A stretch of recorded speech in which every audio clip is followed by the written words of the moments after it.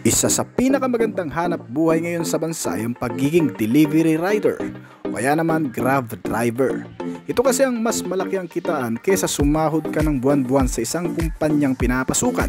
Sa taas din kasi ng presyo ng mga bilihin ngayon, kaya ang marami sa atin ay napipilitang maghanap ng alternatibong paraan para mas kumita ng sapat at labis sa arawan.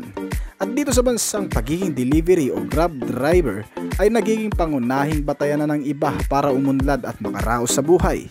Kaya naman sa video na ito ay tatalakayin natin ang isang delivery van na magagamit mo sa paghahanap buhay, pagninegosyo o kaya naman pwede mo ring pang service dahil sa talagang akmang-akma sa napakaraming paggagamitan ng modelong ito.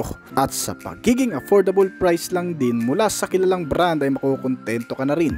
Ang kabuang detalye at nilalaman ay aalamin natin kasama ng kabuang presyo nito. Pero bago yun, syempre kung bago ka pa lamang po dito sa akin channel, baka naman kaibigan pwede maklik ng subscribe button pati na notification bell para naman ma-update kita palagi sa mga video na gagawin ko pa. Alright, simulan na natin to!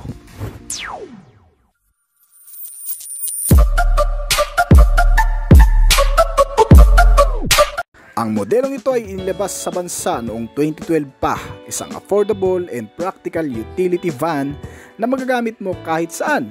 Ang Mitsubishi L200 FB Body Dual AC Van. Pero itong matutuklasan natin ay isang makabagong update sa modelong ito.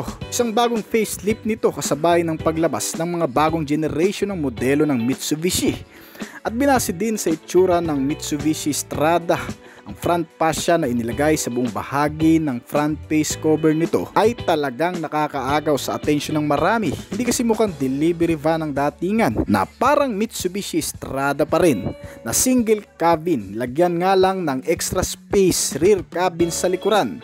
May mga upuan na kayang sakyan ng higit sa 10 tao. Ang modelong ito ay nagpapakita ng mas kaaya-ayang kalidad sa pagiging delivery truck na pwede ring magamit pang service sa pang-araw-araw o kaya naman ay pamamasyal ng buong pamilya. Dahil kung mapapansin natin ang buong likuran nito, hindi ganun kalakihan pero malawak pa rin naman ang space with dual air condition at AC ventilator. Mga upuan na may makakapal na foam, ginamitan ng nylon fabric, kaya hindi basta-bastang napupunit. Meron na ring mga handle grab bar dito sa loob at mga sliding window glass para sa mga magiging pasahero nito. At isa pa mga kaibigan, itong buong cabin nito ay gawa sa Centro Manufacturer. Ginamitan ng galvanized metal sheet ang buong materyales ng cabin nito. Waterproof at hindi rin basta-bastang kinakalawang. Ang mga ilaw naman nito mula sa front and rear, ang headlamp na naka-halogen type kasama ng mga turn signal lamps at signal indicator, maging ang mga tail lamp nito ay naka-bulb type naman. Secured na rin ito sa magtatangka dahil sa power door lock na inilagay. At dito naman sa back door ng rear cabin, hindi rin basta-bastang nabubuksan. Kaya kung may maiiwan ka mang mga gamit dyan, ay hindi ka na rin siguro masyadong mag-aalala niyan. Pagdating naman sa kabuuang detalye ng makina, itong modelo ay pinapagana ng 2.5 liter inline 4-cylinder diesel engine with turbocharger intercooler. Kahit pa mababad sa napakahabang biyahe ng walang tigilan ay hindi rin basta-bastang mag-overheat ang makina nito. At isa pa sa advantage nitong naka-turbocharged intercooler na makina ay mas pinapalakas palalo ang napoproduce na maximum output at pangmatagalan na rin talaga. Naka 4056 pang makina nito pero subok at mapagkakatiwalaan na. Ang transmission nito ay naka manual transmission. Ibig sabihin less maintenance at may katipiran sa fuel. Well, di na rin natin siguro masyadong ilalaborate yan. Marahil marami na rin kasi sa atin dito ang nakatry na ng manual na klase. Hindi magastos ang maintenance at malakas ang hatak. Ang modelong ito ay may 75 liters ang fuel tank capacity na nakakonekta sa CRDI fuel supply system. May average fuel consumption ito na umaabot sa 20 km per liter. Kaya makakasulit ka talaga sa pang-araw-araw na gamit kahit i-long ride mo pa. Ang pagiging matatag sa kalsada ay maaasahan mo rin gamit ang modelong ito Gawang Japanese brand manufacturer, kaya kung sa tibay at tatag lang din naman ang pagbabasehan, itong Mitsubishi L200 na ang best para dyan. Kung gagamitin mong pang deliver ay siguradong makakasulit ka kahit sa pangkargahan ng mabibigat. Ang mga chassis and suspensions kasi nito ay nakadisenyo rin para sa ganung bagay. Nilagyan ng hindi basta-bastang mga piyesa gaya na lamang sa front na ginamitan ng independent double wishbone with coil spring na pang heavy duty at rear suspension din ito na naka-rigid elliptic lip springs with telescopic shock absorber na pang heavy duty na rin. Kaya kahit fully loaded o mabit nito ang maximum capacity at may kargang mabibigat, kahit maidaan natin sa malulubak ay gaganahan ka sa gandang lumaro ng bounce nito. Ang mga braking system naman nito ay ginamitan ng ventilated disc type sa front at 10mm leading trailing drum brake naman ang rear brake system nito sa likuran. Kaya ang kapit at lakas ng puwersa ng brake sa front and rear kahit biglaan mo man magamit sa hindi naasang pagkakataon ay napaka-reliable.